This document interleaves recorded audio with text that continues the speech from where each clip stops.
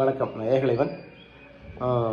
India ஃபுல்லாக திருவிழா கோலமாக இருக்கும். இன்னும் கொஞ்சம் நாளில் அந்த எலெக்ஷன் முடிகிற வரைக்கும் தமிழ்நாட்டுக்கு முதலாக தேர்தல் அறிவிச்சிருக்காங்க. நம்ம ரொம்ப கவனமாக இருக்கணும். நம்ம யாருக்கு ஓட்டு போடணும் அப்படிங்கிறத விட யாருக்கு ஓட்டு போடக்கூடாதுங்கிறதுல கவனமாக இருக்கணும். கடந்த 10 வருஷமாக நம்ம எல்லாத்தையும் அனுபவிச்சிட்டோம். நமக்கு எல்லாம் ஓரளவு தமிழ்நாட்டு மக்களுக்கு எல்லாமே தெரியும். ஜிடிபி ரேட்லேருந்து இப்போ முன்னாடி சிங்கப்பூர் டாலர் எவ்வளோ விலை இருந்துச்சு, அமெரிக்க டாலர் இருந்துச்சு, ஏன் மலேசியா டாலர் முன்னாடி எவ்வளோ 10 வருஷத்துக்கு முன்னாடி எப்படி இருந்துச்சு, இப்போ எவ்வளோ இருக்குன்னு எல்லாருக்கும் தெரியும். என்னென்னு கேட்டால் நிர்மலா சீதாராமன் சொல்கிறாங்க நம்ம கரெக்டாக தான் மெயின்டைன் பண்ணிகிட்ருக்கோம், அமெரிக்காவோட டாலர் வேகமாக ஓடிடுச்சு அப்படிங்கிறாங்க. நான் கரெக்டாக தான் ஓடிட்டு இருந்தேன், எனக்கு முன்னாடி ஒன்று வேகமாக ஓடிட்டான், அதனால் நான் தோற்ற ஒத்துக்க மாட்டேன், நான் தான் ஜெயிச்சது அப்படிங்கிறாங்க. லாஸ்ட்டில் ஓடிக்கிட்டு இருந்தேன். ரைட், அதை வச்சுக்கும் பத்திரம் அது ஒரு பக்கம் இருக்கட்டும்.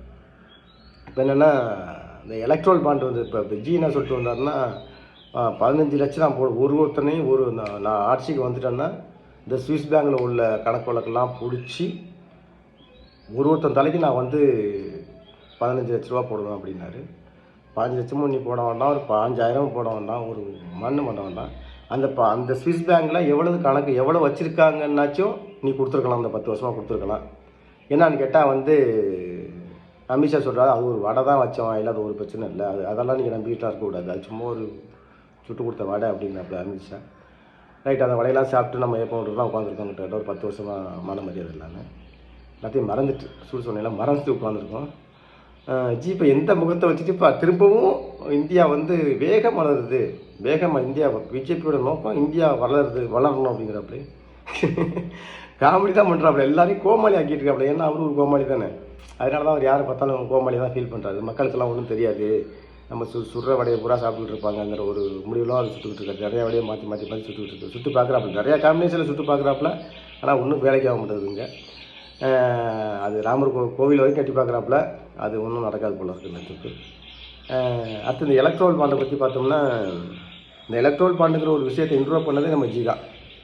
2017 எப்பட்றா அந்த மக்களுக்கு தெரியாமல் எப்பட்றா அங்கே கொள்ளையடிக்கிறது, அந்த பணத்தெல்லாம் கொடுக்குறது எங்கள்கிட்ட சொல்லி பிளான் பண்ணி, அதனால் திட்டம் போட்டு திருடின கூட்டம்லாம் இப்போ சட்டம் போட்டு திருட ஆரம்பிச்சிச்சு.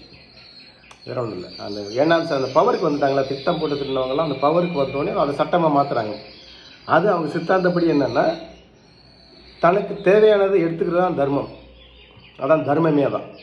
அது அவங்க சித்தாந்தம், அதைப்படி தான் அவங்க ஃபாலோ பண்ணிட்டு போகிறாங்க.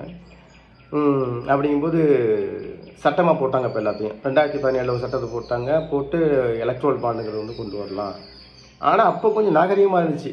என்னென்னா 3 வருஷம் லாஸ்ட்டு 3 வருஷத்தில் எவ்வளோ ப்ராஃபிட் வந்துச்சோ அதில் 7.5% எலக்ட்ரோல் பாண்டு வாங்கி கொடுக்கலாம், எந்த கட்சி வேணாலும் வாங்கி கொடுக்கலாம் அப்படிங்கிற மாதிரி ஒரு சட்டத்தை தான் கொண்டு வந்தாங்க. அதுக்கு அடுத்தடுத்து வரும்போது அதுலேருந்து பத்தலை, அதுலேருந்து என்னடா அதெல்லாம் சில்லறத்தனமாக ஒரு மாதிரி இருக்க, எதுக்கு இதெல்லாம் அப்படின்னு சொல்லிட்டு தலைவர் அதை மாற்றிட்டார். சட்டத்தை மாற்றினான்னா அதெல்லாம் தேவையில்லை, யார் வேணாலும் எவ்வளோ வேணாலும் கொடுக்கலாம், யார் வேணாலும் ஒரு கம்பெனி ரெஜிஸ்டர் பண்ணி ஒரு லெட்டர் பேட் மாதிரி ஒரு கம்பெனி ரெஜிஸ்டர் பண்ணி அதுக்கு எந்த இதுவும் தேவையில்லை, எந்த ஹிஸ்ட்ரியும் தேவையில்லை, எவ்வளோ ப்ராஃபிட் கணக்கு வழக்கும் தேவையில்லை, எதுவுமே தேவையில்லை, நீ எவ்வளோ நினச்சாலும் கொடுக்கலாம். ஃபார் எக்ஸாம்பிளுக்கு நீ ஒரு 500 கோடிக்கு 500 கோடி இல்லை, ஒரு 1 கோடி ஒரு கம்பெனி ஆரம்பித்து நீ ஒரு 6 மாதம் ஓட்ட வேண்டியது ஆரம்பித்து நீ 1000 கோடி நீ எலக்ட்ரோல் பாண்ட் வாங்கி கொடுக்கலாம் அப்படிங்கிற மாதிரி கம்பெனி தான். அப்படி நம்ம சட்டத்தையே மாற்றிட்டு அப்படி நம்ம ஆள் ஃபஸ்ட்டு சட்டத்தை மாற்ற ட்ரை பண்ணுவாப்புல எல்லாத்துக்கும். சட்டத்தை அதான் எல்லாத்துக்கும் ஆள் வச்சுருக்காப்லையா, சட்டத்தை மாற்ற முடியலைன்னா ஜட்ஜியே மாற்றுவார். அவ்வளோதான். என்ன இப்போ சட்டம் தானே, அது அப்படி இப்படி சொல்கிறாங்களா, ஜட்ஜியை மாற்று, முடிஞ்சு போச்சு. அப்போ நான் கையெழுத்து போடுறேன்னா போடுவாப்பில், அப்புறம் திரும்ப அவருக்கு நம்ம ராஜ்யசபா எம்பியை கொடுத்துடலாம். எம்பியை கொடுத்தா அவர் அப்படியே கை கட்டிட்டு அவர் ஜாலியாக அந்த பெனிஃபிட்லாம் அழைச்சிக்கிட்டு அப்படியே ஜாலியாக இருப்பார் அவர். அது மாதிரி எத்தனையோ என்ன கேவலங்கிறீங்க, அந்த ஜனநாயகத்தை நாராக பிச்சு, அதாவது என்னென்னா ஒரு குரங்கு கையில் பூ மாலை மாட்டேன் அப்படி இருக்கும், அந்த மாதிரி குரங்கு கையில் மாட்டின பூவெல்லாம் போய் இப்போ நூல் மட்டும்தான் தொங்குது. இதில் இந்திய ஜனநாயகத்தில் அந்த மாலை போய் இப்போ நூல் மட்டும்தான் தொங்குது. அந்த நூல் தான் இப்போ எல்லாத்தையும் பண்ணிகிட்ருக்குது, ரோல் ப்ளே பண்ணிகிட்ருக்குது, அப்படிங்கிற மாதிரி ப்ளே பண்ணிகிட்ருக்குது.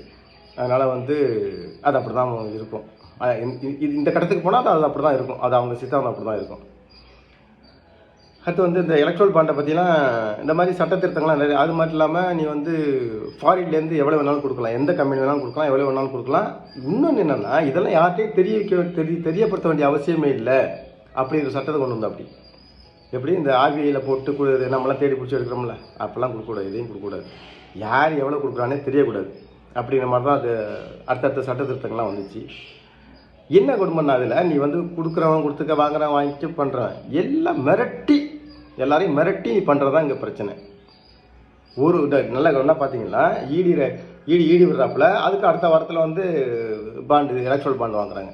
அடுத்த வாரம்னா அந்த எலக்ட்ரல் பாண்டு வந்து எவ்ரி குவார்டர் இயருக்கு வந்து ஒரு 10 நாள் தான் ஓப்பன் பண்ணி வைப்பாங்க அந்த விண்டோவை, அந்த எலக்ட்ரல் பாண்டு வாங்கலாம் அப்படிங்கிறத.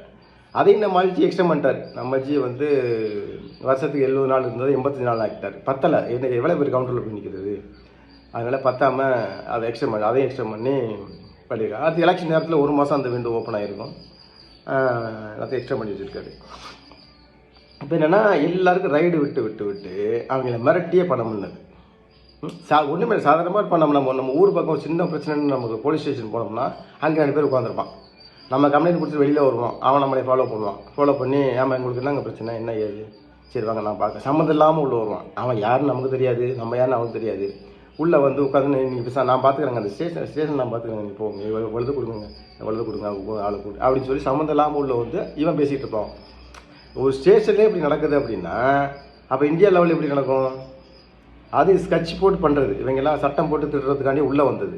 அப்படிங்கும்போது இவங்கெல்லாம் ஒரு கம்பெனியாக பிடிச்சி அவங்கள மிரட்டி எலக்ட்ரல் என்ன முன்னாடியெல்லாம் சொல்லிக்கிட்டு இருந்தோம். என்னடா எல்லா ரைடு போகிறாங்க, சிபிஐ ரைடு போகிறாங்க, இடி ரைடு போகிறாங்க, ஒரு தகவல் இல்லை, எல்லாம் என்ன கணக்கு என்னன்னு பார்த்தேன் சொல்லி பேசிட்டு போனாங்க. ஏன்னா ரைடு விடுறாங்க, ஒன்றுமே நடக்க மாட்டாங்க, எவ்வளோ பிடிச்சாங்க எவ்வளோ வந்தாங்கன்னு தெரிய மாட்டேங்குன்னு சொல்லி பேசிட்டு இருந்தோம்னா பார்த்தா அது பேக்ரவுண்டில் வந்து இந்த எலக்ட்ரல் பாண்டில் போய் முடிஞ்சு அப்படி எந்த வழியில் வந்ததோ அப்படியே போயிடுது. இதெல்லாம் வந்து ஒரு ஹை லெவலில் உள்ள இது அரசியல் டீலு. இப்போ பார்த்தீங்கன்னா இப்போ ஒரு கம்பெனி இப்போ வந்து ஃபியூச்சர் கேம்னு ஒன்று இருக்குல்ல, அதில் பார்த்தீங்கன்னா இடி ரைடு வந்து ஏப்ரல் மாதம் 2ஆம் தேதி 2022 வந்து இடி ரைடு விட்டா. அப்படி பார்த்தீங்கன்னா ஏப்ரல் 7ஆம் தேதி ஒரு எலக்ட்ரல் பால் வாங்கியிருக்காரு. அடுத்து சீரடி சாய் எலக்ட்ரிக்கல்ஸ்னு ஒன்று இருக்குது, அது டிசம்பர் 20ஆம் தேதி 2023 வருமான வரி சோதனை பண்ணியிருக்காப்புல. அதில் ஜனவரி 11ஆம் தேதி 2024 வந்து எலக்ட்ரல் பால் வாங்கியிருக்காரு. அடுத்து கல்பாத்தூர் பார்த்தீங்கன்னா ஆகஸ்ட் 9ஆம் தேதி 2023 வந்து வருமான வரி ரைடு விட்டுருக்காங்க. அது வந்து ஆகஸ்ட் 10ஆம் தேதி வந்து எலக்ட்ரல் பால் வாங்கியிருக்காரு. அடுத்து இந்த டோரண்ட் பவர்னு சொல்லி ஒன்று இருக்குது, அது வந்து பார்த்தீங்கன்னா மார்ச் 7ஆம் தேதி வந்து ரைடு விட்டுருக்காங்க. ஜனவரி 10, 2024 வந்து எலக்ட்ரல் பால் வாங்கியிருக்காரு. அது என்ன ஹைலைட்னா வந்து இந்த இடி முடிஞ்ச பிறகு அதுக்குள்ளே டீல் உள்ளே போன பிறகு 1540 கோடி வந்து ஜாக்ஷன் பண்ணியிருக்காங்க அந்த மகாராஷ்டிரா கவர்மெண்ட் இந்த இதுக்கு. இப்படி பார்த்தீங்கன்னா எல்லாரும் இன்னும் நிறையா லிஸ்ட்டு நிறையா இருக்குது. எல்லாரையும் மிரட்டி இது வாங்கிட்டு இதெல்லாம் என்ன பண்ணுறீங்க? இதை வச்சு என்ன பண்ணுறீங்க? கொல்லப்புறம் வழியாக வந்து உள்ளே போகிறீங்க ஒரு ஸ்டேட்டுக்குள்ளேயும்.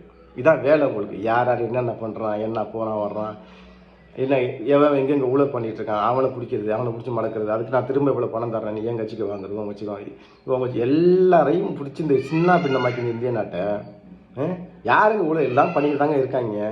அதெல்லாம் விடுங்க. நீங்கள் என்ன பண்ணுறீங்க அதை வச்சுக்கிட்டு? நாங்கள் எங்களோட நோக்கம் இந்த நாட்டை முன்னேற்றணும். என்ன முன்னேற்றுறது? என்ன ரேட்டு இன்னைக்கு? ஜிடிபி எவ்வளோ போகுது, விலைவாசியெல்லாம் எவ்வளோ போகுது? இந்த விலைவாசியெல்லாம் போகிறதுக்கு யாருங்க காரணம்? இவ்வளோ தூரம் மேலே போகிறதுக்கு யாருங்க காரணம்? எவ்வளோ பேருக்கு நீங்கள் தள்ளுபடி பண்ணியிருக்கீங்க? நீங்கள் ரைட் ஆஃப் எவ்வளோ பண்ணியிருக்கீங்க? 11 லட்சம் கோடி பண்ணியிருக்கீங்க. லாஸ்ட் ஒரு 5 இயர்ஸ்க்குள்ளே 11 லட்சம் கோடி இது பண்ணியிருக்கு, தள்ளுபடி பண்ணியிருக்கீங்க. யார் காசு இதெல்லாம்? யார் ஈக்குவல் பண்ணுவோம் அந்த காசு? இந்த 11 லட்சம் கோடி யார் தள்ள கட்டுறது? அதனால தான் எங்களோட விலைவாசி எல்லாம் உயரத்துக்கு காரணம் அந்த 11 லட்சம் கோடி தள்ளுபடி பண்ணது தான். இது யாருக்கு தெரியாது? எல்லாருக்கும் தெரியும். ஏன்னா அந்த நார்த் இந்தியாக்கார பசங்களுக்கு எந்தளவுக்கு தெரியுதுன்னு தெரியலை. அதில் அந்த அந்த எவ்வளோ தள்ளுபடி பண்ணியிருக்கீங்களா? அந்த கீதாஞ்சலி ஜெம்ஸ் லிமிட்டெடுக்கு வந்து 7110 கோடி. அது மாதிரி நிறையா கம்பெனி இருக்குது. எல்லாரும் தள்ளுபடி பண்ணியிருக்கீங்க. ரைட்டு. இப்போ இந்த எலக்ட்ரல் பாண்டு வந்து விஷயத்தில் வந்து பார்த்தீங்கன்னா கொஞ்சம் ரிலீஸ் ஆகிட்டு வருது, கொஞ்சம் வெளில வந்துகிட்டு இருக்கு. இவ்வளவு வாங்கியிருக்காங்க, போயிருக்காங்க. ஆமாம், இன்னும் அதானி அம்பானி பெரிய வெள்ளி என்ன பிரச்சனை? என்ன அவங்கெல்லாம் காணுமே. அதானி அம்பானி, நிரவ் மோடி, நம்ம விஜய் மல்லையா, அப்புறம் யார் இந்த பணத்தை வாங்கிட்டு வெளிநாட்டுக்கெல்லாம் ஓடினானோ 10,000 கோடி 20,000 கோடி அடிச்சுட்டு ஓடி நீங்கள் அவனுக்கு தள்ளுபடி இவனுக்கு இந்த இடி ரைடு விட்டதுக்கு இவ்வளோ இப்போ எலக்ட்ரல் பாண்ட் வாங்கியிருக்கீங்களே, அவங்களுக்கெல்லாம் எவ்வளோ டீல் பேசியிருப்பீங்க? இந்த நாட்டை விட்டு ஓடி இருக்காங்கன்னா பல லட்சம் கோடி வாங்கிட்டு பல ஆயிரம் கோடி வாங்கிட்டு ஓடி இருக்காங்கன்னா அவங்களுக்கெல்லாம் எவ்வளோ டீல் பேசியிருப்பீங்க? அந்த கணக்கில் ஒன்றையும் காணும். அவங்களே எலக்ட்ரோல் பாண்டில் கொடுக்குற அளவுக்கு இது இல்லையோ? அது வேண்டாம், அது வேறு மாதிரி கொடுப்பாங்களோ? அவங்க எலக்ட்ரோல் பாண்டில் கொடுக்குற அளவுக்கு எலக்ட்ரோல் பாண்டுக்கு கெப்பாசிட்டி இல்லை பொறுத்து. அப்போ நீங்கள் இந்த பிட்காயின் மாதிரி ஒன்று இன்ட்ரோ பண்ணிட்டீங்களா? அது என்ன அதை பண்ணுங்க பேசாமல். அந்த பிட்காயின் மாதிரி இன்ட்ரோ பண்ணிங்கன்னா பேசாமல் அது இதை விட ஈஸியாக போயிடும். எல்லாம் ஒரு ஈஸி மெத்தட் தானே அந்த பணத்தை நீங்கள் ட்ரான்ஸ்ஃபர் பண்ணுறதுக்கு. அந்த பிட்காயின் மாதிரி போட்டிங்கன்னா சூப்பர். அதுவும் இதே மாதிரி ஒரு சட்டத்தை போட்டுருங்க. சட்டத்தை போட்டு இது மாதிரி எத்தனை அது வந்து இதை விட கூட வைங்க லெவல்.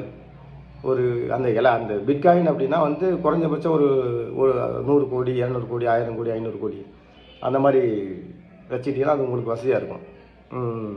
அந்த அவங்களே காணுவேன்.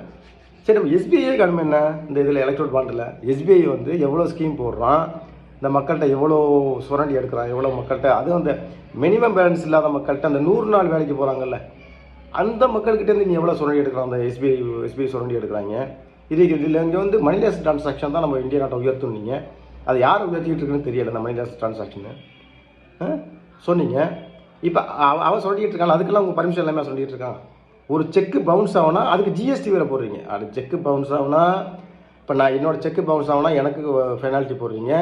நான் ஒரு லோன் எடுத்து பண்ணேன்னா அவனு எக்ஸ்ட்ரா எனக்கு பெனால்ட்டி போடுறான். இது இல்லாமல் ஜிஎஸ்டி போடுறீங்க அந்த செக்குக்கு. ஏங்க உங்களெல்லாம் என்னங்க சொல்கிறது? உங்களை எப்படி சொல்கிறது உங்களையெல்லாம்? அதான் சொன்னேன், அந்த ஒன்றும் இல்லை, ஒரு நம்ம பட்டுக்கோட்டை கல்யாணம் சுற்றுறோம், ஒரு பட்டுக்கோட்டையார் பாடியிருப்பார் ஒரு பாட்டை தான் அவன் வந்து கடைசியில் அப்படி சொல்லி முடிச்சுக்குவோம். அதை நம்ம அடுத்த எபிசோடில் கண்டிப்பாக பண்ணுவோம். என்னென்னா, சட்டத்தையே சட்டப்பைக்குள் வைத்துக்கொண்டு சில பூனைகள் யானைகளாகும், சட்டம் என்னும் வட்டத்துக்குள் கட்டுப்பட்டு சில யானைகள் பூனைகளாகும்னாரு. சரியா? சட்டத்தையே சட்டப்பைக்குள் வைத்துக்கொண்டு சில பூனைகள் யானைகளாகும்னாரு. அப்போ நம்ம என்னன்னு முடிவு பண்ணிக்கோங்க. சரியா? இந்த சட்டத்தை இந்திய சட்டத்தை என்னென்ன பண்ணுறாருங்கிறத நீங்கள் முடிவு பண்ணிக்கலாம். அவர் கல்யாண சுந்தரம் ஏற்கனவே சொல்லி முடிச்சுட்டாரு. இதை அடுத்து ஃபைனலாக ஒரே ஒரு விஷயத்தை மட்டும் சொல்லிடுவோம். நம்ம ஃப்ரெண்டு ஒருத்தர் பேசிகிட்டு இருக்கும்போது சொன்னார், இந்த மாதிரி நம்ம விவசாயிகள் வந்து நிர்வாணமாக போராடிட்டு இருக்காங்க. இந்த மோடி ஒரு அரை மணி நேரம் கூட காட்சி கொடுக்க மாட்டேங்கிறாரு, பார்க்கறதுக்கு அனுமதிக்க மாட்டேங்கிறாரு, இப்படி பண்ணிகிட்டு இருக்காங்களே என்னன்னு கேட்கும்போது அதுக்கு அவர் சொன்னது, மானங்கட்டவங்களுக்கு நிர்வாணத்தை பற்றி என்ன தெரியும் அப்படிங்கிறது. ரைட்டா? நம்ம யாருக்கு ஓட்டு போடணுங்கிறத நீங்கள் தான் முடிவு பண்ணணும். நம்ம எப்படி இருக்கணுங்கிறத நீங்கள் தான் முடிவு பண்ணிக்கணும். நம்ம அடுத்ததில் பார்ப்போம். நன்றி.